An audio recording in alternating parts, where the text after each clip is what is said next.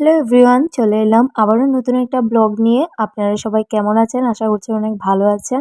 আর আমিও কিন্তু আপনাদের আশীর্বাদে অনেক ভালো আছি। আজকে হলো গিয়ে সোমবার। আমি সকাল সকাল উঠে স্নান-টান কমপ্লিট করে এদিকে পুজো দিতে শুরু করে দিলাম। গতকালকে উনি এনে দিয়েছিল ফুলগুলো। আমি বলছিলাম উনাকে অনেক দিন হয়েছে ফুল দিয়ে পুজোটা দেওয়া হয় না। তো তুমি আমাকে আজকে ফুল এনে দাও, আমি সোমবারে পুজোটা দেব। ২ জাতের ফুল এনে দিয়েছে। আর এদিকে আমি দেখেন এক এক করে আমি সবগুলো ফুল সাজিয়ে নিচ্ছি। আর প্রদীপের এখানে আমি ফুলের পাপড়িগুলো ছিঁড়ে ছিঁড়ে দিয়েছি। এরকমটা আমার ভালো লাগে সাজাতে, তার জন্য।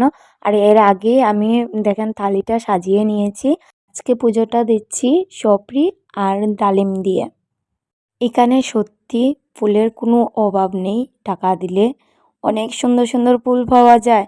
আমি তো যখনই ফুলটা আনি এই ২ কালারটাই নিয়ে আসি, কারণ আমার অনেকটাই ভালো লাগে। আরও অনেক অনেক সুন্দর সুন্দর ফুল পাওয়া যায়। চেন্নাইতে তো এটা পুরো ফেমাস, কারণ এখানে সবসময় অরিজিনাল ফুল দিয়ে ফুলের মালা বানানো হয়। আর তারা সকাল থেকে যে স্নান টান করে যে ফুলের মালাটা মানে চুলের মধ্যে বাঁধবে, এটা পুরো ঘুমানোর আগ অবধি থাকে। কারণ এখানে বেশিরভাগ ফুলের মালাটা ইউজ করা হয়, তার জন্য এখানে ফুলের কোনো কমি নাই। আমি প্রদীপটা ধরিয়ে নিয়েছি, চলেন পুজোটা করে নিই।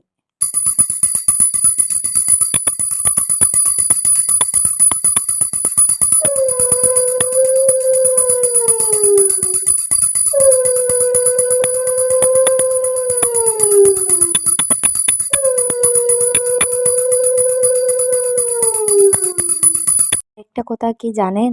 এখানে মানে কেউ পূজা করতে সময় জোগাড়টা দেয় না। তার জন্যই আমি একটু আস্তে আস্তে জোগাড়টা দিলাম। কারণ এখানের মধ্যে জোগাড় দেওয়াটা ওনাদের নিয়ম নেই। তো এদিকে দেখেন আমি পুরোটা দেখিয়ে দিচ্ছি। আর এই গ্লাসটা দেখে আপনারা হয়তো বলবেন যে এত ময়লা গ্লাস ভালো করে ঘষা না, এটা না। এটা মানে তেঁতুলটা শেষ হয়ে গেছে, তার জন্যই আমি এমনি শুধু সাবানটা দিয়ে ক্লিন করেছি। সবসময় জল থাকে তো, তার জন্য দাগটা পড়ে গেছে। তো আজকের এই পূজা দেওয়াটা আপনাদের কাছে কেমন লেগেছে নিশ্চয়ই শেয়ার করবেন। আর আমি চেষ্টা করি আপনাদের সাথে নতুন নতুন ভিডিও শেয়ার করার। তো চলেন আজকের ব্লগটা আমি এখানে শেষ করছি। Bye, tata.